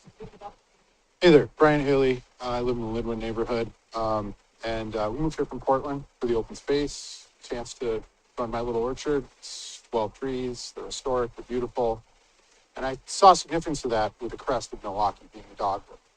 I never thought of myself becoming 42 in an Indy, but here I am. So, that skater boy is gone, and here I am. But what I found interesting this past year is I found myself, the neighbor and I, around December 12th, frantically digging through that beautiful backyard. Sawtooth ferns, dogwoods. We tried to save as much as we could. Zach Perry, some of you know him. We were there till midnight, taking a break here and there with our hands freezing, trying to save these historic plants. So to me, I work for USDA, blah, blah. But now I work in state government, so again, more lame. I read all this. I read 2138. I read the opposition. I read the support. You can see who supported. You know who did that. You guys can't do that. You can't do much do that. But I want to thank people like Brett for answering the phone when we're hearing nail guns and everything, at 7 in the morning on Sunday. There's clear violations of runoff in the street when huge historic cedars have been taken down, put all this effort into the tree canopy. And they're going to put up bull crap. We all know it. So I guess what I ask you is what do you want the city to be? Is the crest really the dogwood? I mean, what is it going to be? When Stanley took over all the traffic for Linwood, when Linwood was improved, we haven't seen any improvements. When we asked for a speed bump to be put in our section of the road because people fly down that road, we didn't get anything. So I'm just asking, what do you each want? I deal with state law all the day. I work in state government. I know that when bills get passed, there are things that say may not, shall not. I'll argue that with you later. There's a difference, and we all know that. So what do you guys want to do? I would say step up enforcement is the one thing I would take from that grab bag. Because when no one's there on Sunday and Brett can't do anything, he's not working then, that's when they pull this crap.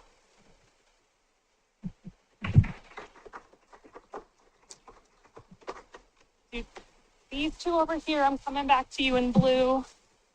And then we've probably got time for a couple more. Hi, I'm Heather. I'm in the Hector Campbell neighborhood of Milwaukie. I just wanted to also say that I would support the higher fines for the tree preservation, because it seems like developers just kind of build it into their budget. I'll just pay these fines, whatever, and do whatever I want. And then I would also like to see more enforcement. We've seen so many violations in the development by us, and basically they get away with it because no one's there to report it. The only reason we knew about a lot of them is because we built our own house, so we knew that they were supposed to be covering the soil, which they weren't, so it was eroding all the soil. They weren't covering the stormwater, so they were polluting all the water. They were having runoff onto the street, which they weren't supposed to do. Tons and tons and tons and tons. I don't know what's going on with the buildings inside, because we don't see inside of them, but I would really support more enforcement, because it's just, there's not enough resources to be done, and if neighbors don't know what's supposed to be being done. They illegally blocked the sidewalk for weeks. They didn't have a permit. I just assumed they were doing everything the right way, which was my mistake. And then they finally got a permit. We still don't have a sidewalk because they're using it. I have no idea how long they're able to keep the permit for. The trees have died. So again, I would support more regulation of that, having a higher fee for cutting down trees. And I'd also like to see more accessible housing being built. We've had a lot of middle housing in our neighborhood, and all of it is small and tall. So it's multi-story. It's supposed to be meant for, like I see on here, like aging adults, first-time homeowners. It's really not accessible for people like that. So the older housing that is cheaper is not being moved out of because this newer housing is not accessible to a broad range of people. And then also with parking, I'd love to see creative solutions, maybe more rideshare, parking downtown, and maybe more creative solutions for not allowing for where there is no on-street parking to allow for that two-way traffic. Maybe something like planter boxes or something that just further disincentivizes parking there, because we've got plenty of cars that park directly in front of the no parking sign. So the signs are not very effective. Again, if there's no enforcement, then they're going to be there. And as these are going to be our neighbors, we don't want our first reactions or our first interactions with them to be us calling the cops on them. They're part of our community, and we don't just want to be like, hey, call the cops on you because you're parked illegally. So that is what I would like to do. Thank you.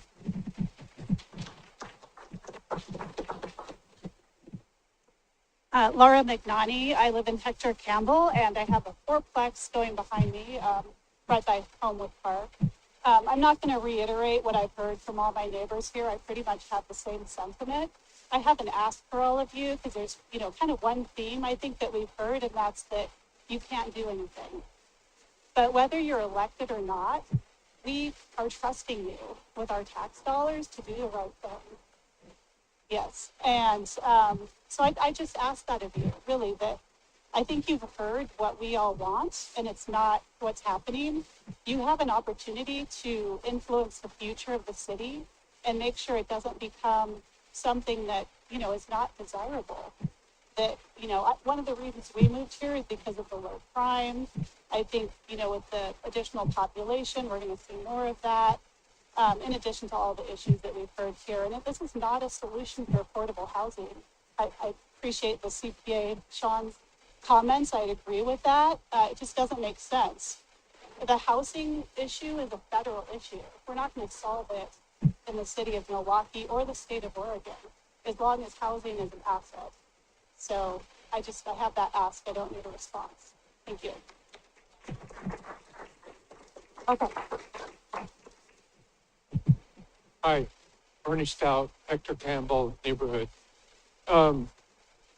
Milwaukee has the lowest standard for converting homes into duplexes. It's either a gas line or a 220 electrical. As I understand it, it has to be a 30-inch range with an oven. Other communities, you have a separate door, 10 feet of counter space. There's other standards. I think you mentioned the word standard, that's why I'm using it. So do I have to solicit from the city council to up the standards? Put in more than just the electrical and gas, so that when homeowners are slipping in duplexes, which is happening, the code enforcement can do something about it. Is that right? Bernie? Depends on what standards. So I've got my building official here who can talk about state building codes that we don't have control over, but we do have control over our code and our public works standards. And so those are things we can get policy direction on from our elected officials. I want to say too, you've got your city elected officials here tonight. You've got one staffer from the state. Thank you, Sean. But you don't have any state elected officials here tonight, and just know that they represent you too. So if these are issues that you care about, I'd highly recommend that you talk to those elected officials as well. I'm going to go to you, and then I'm going to go to the gentleman in blue, and then we're going to have to go to wrap up. I just had one more comment. It sounds like from what I'm hearing that cluster housing is having an issue with units being very tight. And I believe they're really tight because of building code issues and not planning code issues. I'm curious if the planners can also regulate that each unit on a cluster property have its own front and rear yards and side yard setbacks that are similar to a house. That way you're still meeting the state requirements by allowing clustered housing, but getting it more into proportion to a home, like a regular single family house.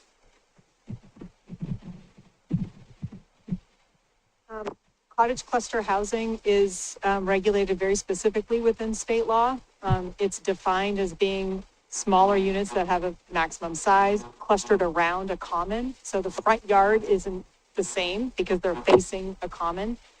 The front yard setback for a cottage cluster is the same. I mean, we have a front yard setback, we have side yard setbacks and rear yard setbacks. The model code establishes smaller setbacks for cottage clusters. Again, they're treated differently than plexes because they are there are trade-offs for cottages because they are regulated to be smaller in size. They can't be however big they want.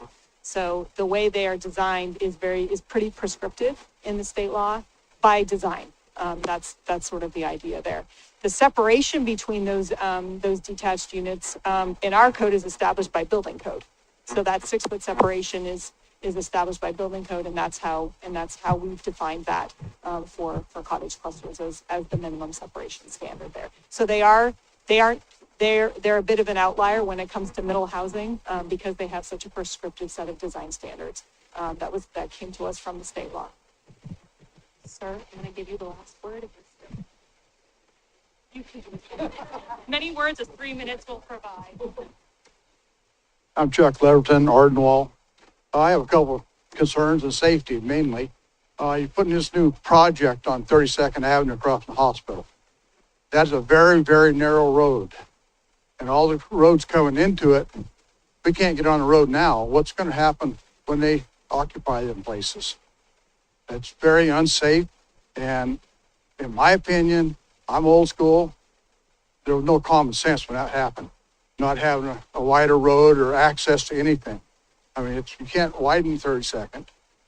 You got so much other. And my other one, you had it up here, bike safety. Make them obey the laws. They do not obey the laws. They run signs. They don't know. I had a guy up the other day up and smacked my truck because I didn't allow him. I didn't give way for him. No, I have the right of way when I'm going through a light. They don't. I'm sorry. And those are my concerns. Sir. Okay, folks, I am sorry to cut it off there. I know there were a few hands I didn't get to. I do want to make sure that we keep our promise of ending the formal program at 7:30. So I do want to have council start preparing. I'm going to talk a lot to give you some time to collect your thoughts here. We're starting with you, Councilor Stappenberg. We're going that way down the line. But a couple things. If you didn't get a chance to share something and you want to, Brett's up here with these beautiful, strikingly salmon-colored comment cards. You can write something down. And again, you can put if you want a response, and we'll put it in the meeting summary. We'll also keep the building open until 8. So after this, if you'd like to talk one-on-one with some counselors, you can do so. I have tried to stall long enough so that my friend Rebecca can prepare some thoughts, and I'm going to give it to you and give you 3 minutes to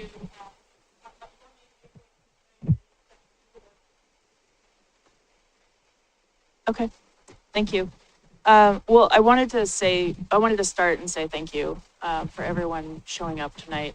I heard a lot of Hector Campbell, Ardenwald, Little Linwood. Are there any other neighborhoods that are represented here?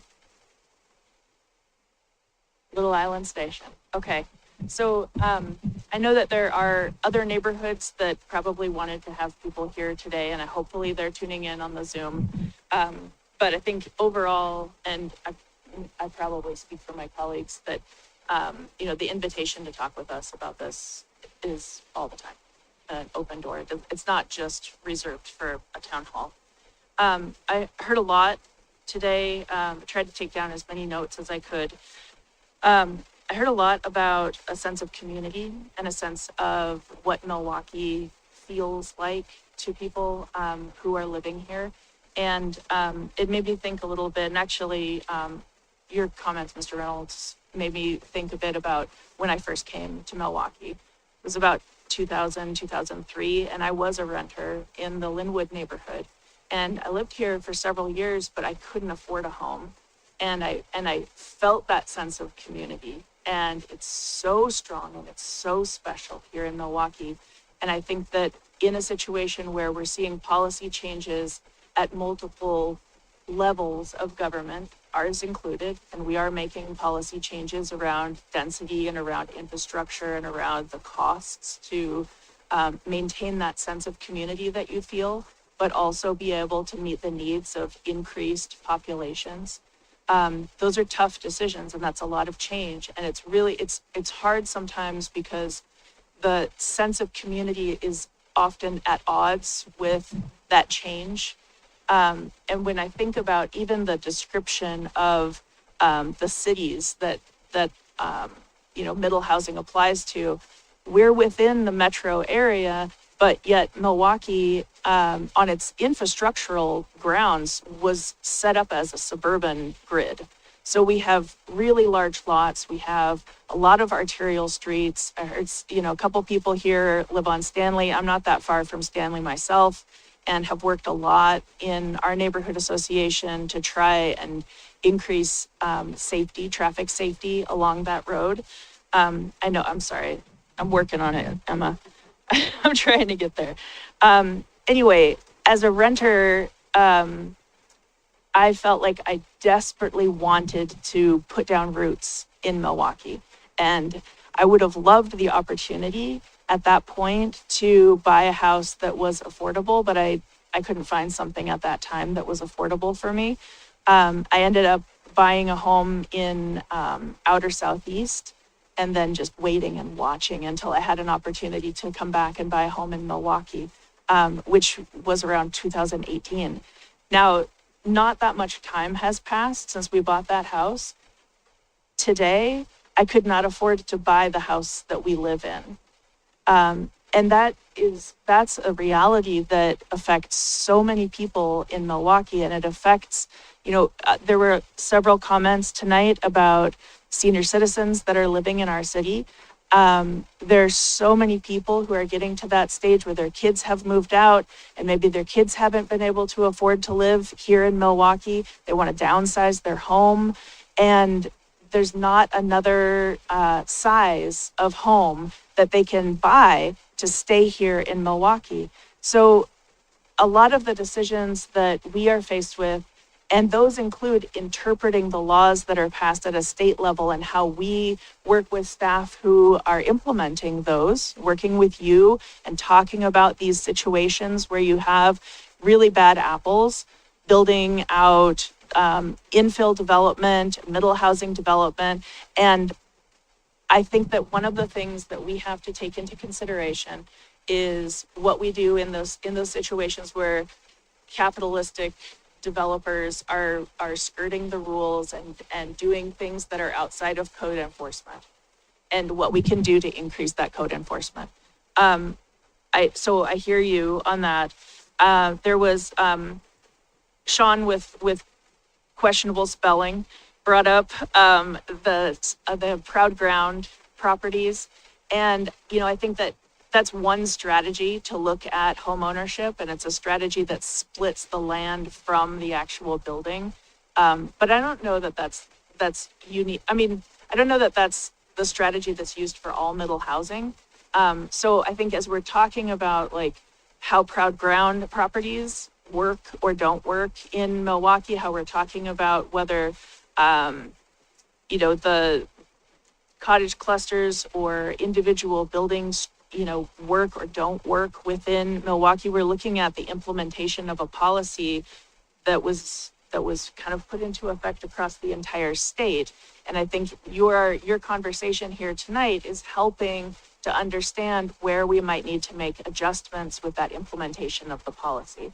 I heard a lot of, we don't have control of this, or these policies are set and we have to work with them, which is really frustrating. It's really frustrating as a person who is supposed to be informing and making policy. It's really frustrating as we see city staff struggling with the implementation of those policies. And I see that the city staff the council here, also wants to have that sense of community in Milwaukie, that fierce sense of community be something that stays in our city. And yet we're faced with these things that we have to implement. And I know you're coming closer to me, Emma, and I don't like it. I just want to say that we're taking all of this to heart. We're trying to be creative and implement things with bravery. And some of those things we don't all agree on, and some of those things, well, on council we won't agree on. Some of those things you might be mad at us for voting a certain way, but it's all a part of a dialogue that I hope we can continue to have, because that is what really makes Milwaukie special.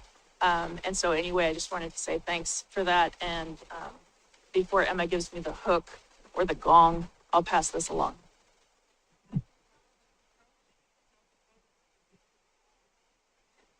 Oh, I get the hand. I should have known. I would get the timer. Okay. So, I've heard a lot tonight. I want to thank the staff and the state rep and all who've kind of given us a lot of context for the discussion here. But, I really want to thank all of you for coming out and giving us your time. And I will echo what Rebecca said. At every council meeting, there's just sort of a open session that you want to come and talk about anything. Doesn't have to be on the agenda. We've got that at the start of every meeting. So I would urge you to come back. If you don't feel like you're being heard, you want to say it again, come on back on those Tuesday nights. So the things that I want to focus on coming out of this are what I think I heard we might have some ability to influence. And, that's minimum lot size, that's holding the line on trees, higher fees, fee locks, fees in lieu of, and enforcement, and what can be done with the clusters. And that's probably related to the minimum lot size. And so I'm going to focus on those kinds of things because I think that we can influence them. I'm not going to say, well, the state made us do it. Okay. Because I think that, I have, been a proponent of more housing within Milwaukie. I was the chair of the planning commission when we updated the comprehensive plan. I was proud of what was done because we had so much community input during that year leading up to the comprehensive plan adoption. Just like now, we're getting a lot of input, and you're here because you love this city. I love this city. And so that's why we want to make it better. During the comprehensive plan, I was very concerned about parking. I thought that we did a pretty good job of coming up with some reasonable parking regulations. And this is the one area that, quite frankly, the state really irritated me when, that edict came out, that executive order came out and said you can't require any parking. Well, we'd spent a year and a half, 2 years trying to figure out the parking solution, and our solution was pulled out from underneath the rug. The rug was pulled out from underneath us. So that was my one frustration with the state. But again, I am a proponent of providing more housing for all of the reasons that we've been talked about. Because I'll tell you what, if you were like me, you didn't start off with a $700,000 house. You started off an apartment, and then you got a starter home. And I guess fortunately for me, I was able to get a starter home that was not was not the subject of the great real estate price increases, and I was able to get a starter home and move up a little bit later and that kind of thing, because folks just can't, come out and get that $700,000 home. So Emma, I think, is going to take the microphone from me, but I'm going to focus on those areas where I think we can influence. Thank you, Councilor Savin, Jordan, Massey, and thank you everyone for being here again. I can't state enough how much this is important. And again, we're also available outside of Tuesdays. You can always call or email if you want to set up a one-on-one, have us come out to the site to look at, have us just want to go out for ice cream, we do that too. First and foremost, I just want to start off, because I've said this on the record a few times. So I am a firm believer that that the bills that the state has put out recently on housing is extreme overreach. So they did a blanket policy without considering what cities have already done. or without considering the socioeconomic factors of those cities, because they're all different. So it was overreach. In my opinion, all they did was give more money to the same people that perpetuated the housing crisis, which is developers who we all know are only going to build for what they can max out profit-wise. Okay?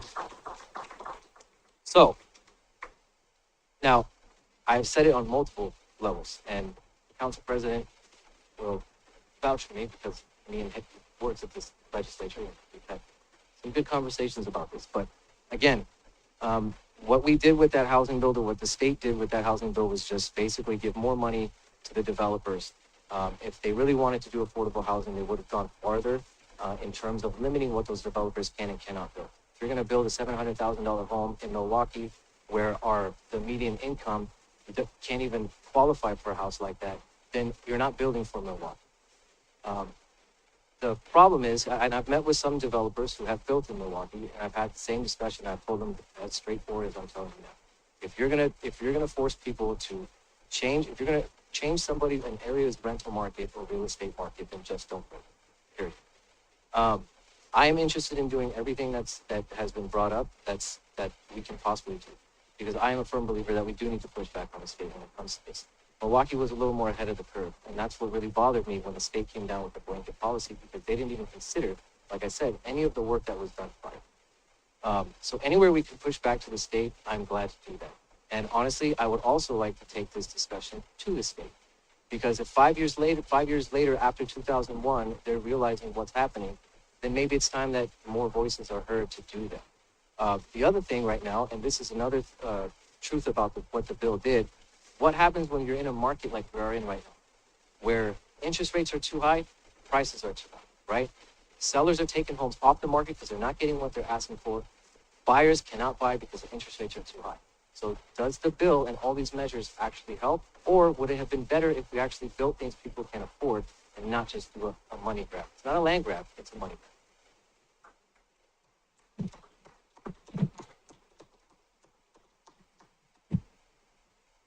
I'm going to ask Emma to pass out a one-pager that I prepared. I'm going to start by thanking everyone for coming, and especially I've emailed, I've met with a lot of you, I've gone out to your houses, I've gone out to your neighbors' houses.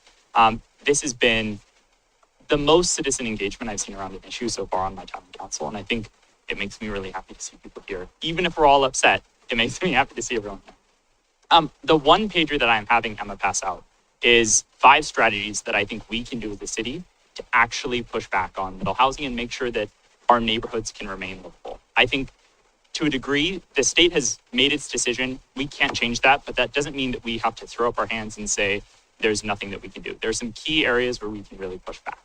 The first one is around green space. We have a tree code that makes it harder to develop. That's a trade-off, but I think it's one worth having.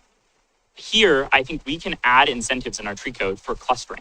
It doesn't matter just to have trees. You also want to have a yard and green space. And so if we provide incentives to have that green space, I think that's all. The second thing that I have on this one pager is about managing parking. I've heard from many of you that this is your top concern.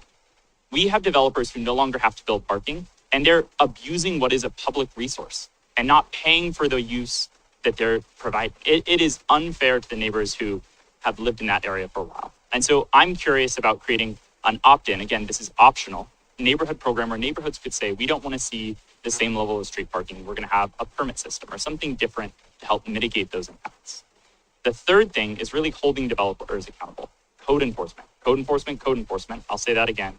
Making sure developers pay system development charges so we can build parks and infrastructure when they come in. Making sure that we are seeing them follow building codes. This is a picture from one of the developments that's happening where they did not do that. I think that that's not acceptable.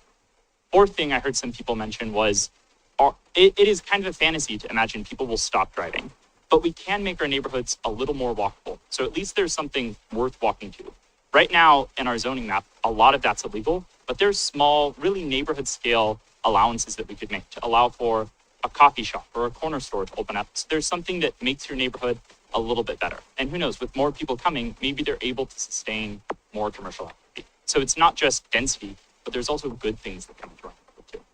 The last thing is about infrastructure. I've heard about 32nd and Harrison. I hear other people talk about Harmony and Railroad and Linwood. We have some intersections that are just real bottlenecks that are a real problem. And as we redo our transportation plans in the city, we need to make sure we have a plan to fix those. I think the last piece that I'll say is about sidewalks. We have an incomplete sidewalk network. If you live east of the highway, you don't have a sidewalk, and that makes it really unsafe. So we need to make sure we build infrastructure so people can walk around. I'll sum it all up by just saying, this is not the end of the conversation. The state has acted, but we still have stuff that the city can do. I'd love to hear your feedback on this. I'm gonna run to the bathroom, but then I'll be here to talk more. So, I guess I'm the last. I first want to thank all the staff because this was a lot of work to put this together. They've still got work to do the, the summary that comes after, but I really appreciate them stepping up. When I brought this idea up, it was not a very popular one of having this meeting, but I'm glad. I really appreciate everyone really taking it seriously and bringing it together. And I appreciate all of you guys coming. And I appreciate hearing from my fellow counselors because it was great. I will say, in 2002, when we passed the Middle Housing Code, I thought it was a pretty good code. There were things I didn't like, and there were things we debated. I ultimately voted against it because of what it did on parking, because it eliminated parking in a lot of areas. It didn't eliminate it as much as it's since been eliminated by the climate friendly and equitable communities rules, but it did eliminate our ability to require some off-street parking, and I ultimately voted against it in 2022. I'm the only person here who was on the council at that time. A couple of folks here were on the planning commission at that time. I also wrote a letter to the legislature in opposition to 2138 this year. I wrote the legislature a few letters on some of their housing related bills, and I heard from a state rep out in Happy Valley that one of mine helped kill one bill. So I was very happy to hear that. Anyway, I heard a lot of concerns here. Again, like everyone else, I invite you to contact me by email and set up a meeting. Rep Gamba our state representative, our former mayor, did come meet with some neighbors around the units on Harrison Street. And he made the point that Councilor Koster-Body was making, which is, we try to create more potential for more housing, but the developers will charge what the developers will charge. And that is one of the things that's very frustrating about all of this is we don't know. When you look at those cottages on Olson, they're tiny. They're 780 square feet or something. What did it actually cost them to build? Did it cost them to build, can they make a sort of reasonable 20% profit and over what they build, or are they making 50% or 60 or 70% over what it costs them to build? Oh my God, my light's changing already. So I will just say, I heard some things about HOA. I am also worried about like that Harrison Street development in 10, it's not going to be an HOA, it's lots. In 10 years, what are those places in the back going to look like, and sort of property maintenance issues?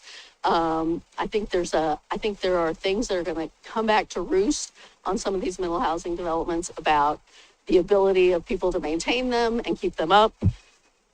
Okay, I had some more thoughts I was going to say about what I'd like to see us move more direction toward townhomes instead of cottage clusters. And I have some ideas for that, but I won't go into those here because I'm out of time. But I really thank you guys all for coming. Thank you, folks. Just to echo the appreciation for you spending part of your beautiful Monday evening with us. Again, we're going to keep the building open till 8. So if you'd like to either fill out a written comment card or come and chat with anyone, you can. Thanks so much and have a great evening.